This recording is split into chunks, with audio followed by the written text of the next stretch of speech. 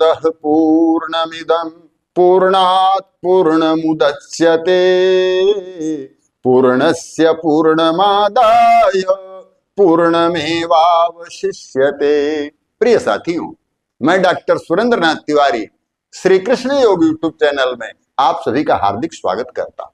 कैसे हैं आप? आशा करता हूं आप बिल्कुल अपने अपने घरों में स्वस्थ प्रसन्न चित्त होंगे। कमेंट बॉक्स में आप हमसे कोई भी वार्ता कर सकते हैं, इस विषय में कुछ भी पूछ सकते हैं। तो आज हम शरद पूर्णिमा के विषय में चर्चा करने जा रहे हैं।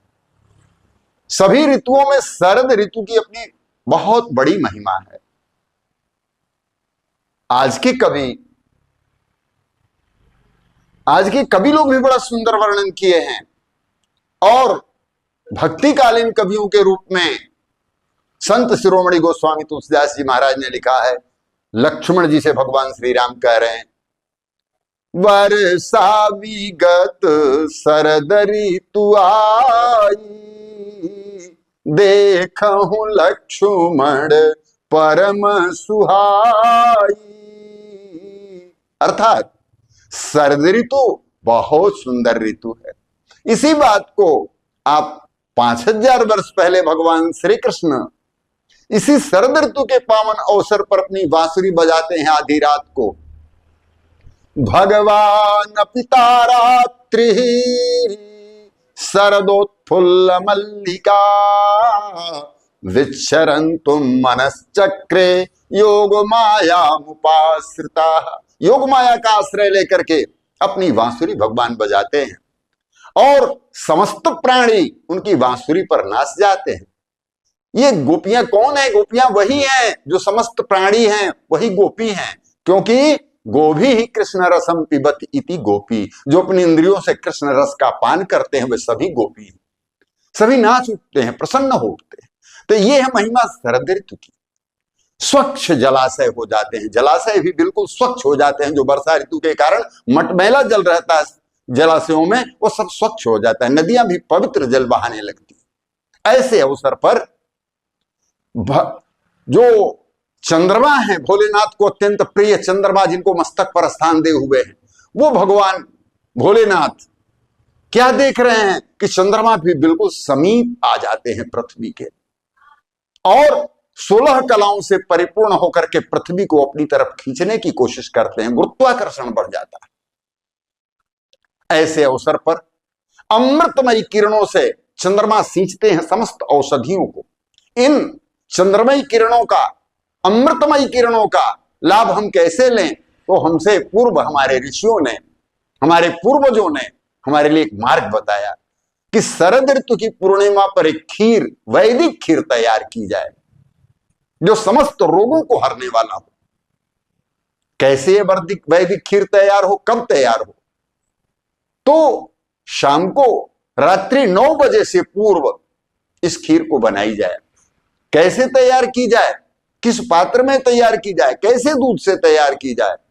तो शुद्ध देसी गाय के दूध से। कैसे पात्र में? चांदी का पात्र आपके पास है तो बहुत श्रेष्ठ है, नहीं है तो पीतल के पात्र में, वह भी नहीं है तो आप स्टील के पात्र में भी तैयार कर सकते हैं। लेकिन आपके हाथ में या किसी के पास कोई चांदी, सोने की सिकड़ी हो, सोने की अंगूठी हो जिसमें कोई नग न लगा, उसको आप धो करके साफ सुथरा करके उस दूध में डाल दें और पहले से भिगोया हुआ चावल रखें, उस चावल को उसमें डाल दें। साथ ही में थोड़ा सा केसर भी आप डाल सकते हैं और दूध को खौलाते जाइए और उसे चांदी के चम्मच से चलाते जाइए। ऐसा करने से देखिए कितने सुयोग आ रहे हैं। चीनी भी अपने स्वाद और मात्रा के अनुसार आप डालिए। तो एक तो चंद्रमा श्वेत, आपका दुग्ध श्वेत, आप उसमें जो चावल डाले हैं वो भी श्वेत, चीनी डाले हैं वो भी श्वेत, और जिस चम्मच से आप चला रहे हैं चांदी के चम्मच से वे भी श्वेत। उसमें सारे औषधीय गुण इस योग के कारण आ जाते हैं।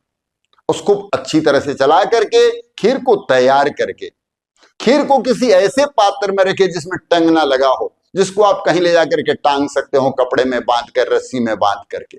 ताकि वहां तक किसी जीव जंतु की पहुंच ना हो। मलमल के सूती कपड़े से उसको ढक करके रखा जाता है। लेकिन रखने से पहले क्या ध्यान करना है? रखने से पहले भगवान विष्णु और माता लक्ष्मी की पूजा करनी है, चंद्रमा की पूजा करनी है, लक्ष्मी की वृद्धि के लिए, घर में ऐश्वर्य की वृद्धि के लिए, सुख संपदा के लिए उनकी पूजा करके भगवान को भोग लगा करके तब वो खीर ले जा करके छत के ऊपर किसी ऐसे स्थान पर लटकाना है जहां जीव जंतुओं से बच जाए। आपके पास यदि मलमल और सूती कपड़ा नहीं तो कोई बात नहीं है, आप झरना, चलनी, कोई ऐसा पात्र जिसे ढक दीजिए कि किरणें भी उसमें आए और उसकी कोई क्षति ना हो खीर की। इस तरह से रखते तो ये खीर बनाई जाए, वैदिक खीर है, इससे अनेक रोग मिट जाएंगे। दूसरे दिन इस खीर को प्रातः काल भोग लगाने का नियम है, खाने का, भोग लगाना अर्थात खाने का नियम है। तो कैसे खाएं? कोई भी मीठी वस्तु मिल बांट करके खाना चाहिए, पूरे परिवार को खिलाएं, जहां तक हो सके पड़ोस को भी खिलाएं, बड़ी अच्छी बात होगी। क्योंकि सर्वे भवन्तु सुखिनः, सर्वे सन्तु निरामया, सर्वे भद्राणि पश्यन्तु मा कश्चित् दुःख भाग् भवेत्, इस भावना के साथ। तो आइए हम जानते हैं ये शरद पूर्णिमा है कब। तो शरद पूर्णिमा इस वर्ष 16 अक्टूबर 2024 बुधवार को सायंकाल 7:47 से प्रारंभ हो रही है। आज ही की रात्रि में खीर रखने का और भगवान श्री हरि विष्णु और माता लक्ष्मी तथा चंद्रमा के पूजन का भी रात्रि है। जो लोग व्रत उपवास रहते हैं वो व्रत उपवास वाली पूर्णिमा भी यही है, 16 अक्टूबर 2024 बुधवार। हाँ, दूसरे दिन भी पूर्णिमा है, 17 अक्टूबर 2024 को गुरुवार के दिन भी पूर्णिमा पूरे दिन है, लेकिन सायंकाल 5:22 पर पूर्णिमा समाप्त हो जाएगी। इसलिए उस दिन व्रत नहीं किया जा सकता। स्नान दान की पूर्णिमा है, गंगा स्नान कीजिए, लोगों को दान कीजिए, सहायता कीजिए, पुण्य पवित्र कार्य कीजिए, इसके लिए है। तो आइए हम इस बात का ध्यान रखेंगे कि इस पूर्णिमा के अवसर का पूरा लाभ हम उठाएंगे। खीर बना करके खाएं और खिलाएं और खूब अच्छी तरह से पूजन अर्चन करके लोगों को अपने प्रिय दर्शन के द्वारा आनंदित करते रहें। आशा करते हैं हम आप सभी स्वस्थ रहेंगे, ठीक रहेंगे। पूरे वर्ष यह खीर आपके लिए औषधीय रूप में काम करेगी। इसी के साथ बहुत बहुत मंगल शुभकामनाएं। ओम शांति शांति शांति।